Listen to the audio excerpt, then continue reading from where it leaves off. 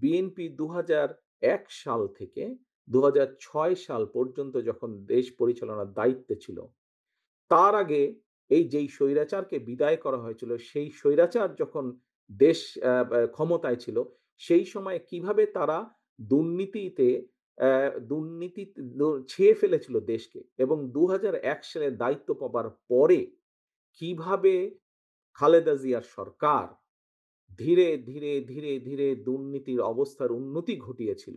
দুর্নীতি থেকে ধীরে কিভাবে দেশকে বের করে নিয়েছিল।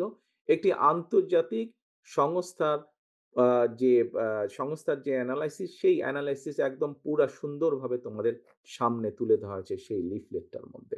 কাজেই আমরা দৃঢ়ভাবে অত্যন্ত আত্মবিশ্বাসের সঙ্গে বলতে পারি, এই বাংলাদেশে যদি দুর্নীতির লাগাম টেনে ধরতে পারে, তাহলে একমাত্র বাংলাদেশ জাতীয়তাবাদী দলই পক্ষেই সেটা সম্ভব।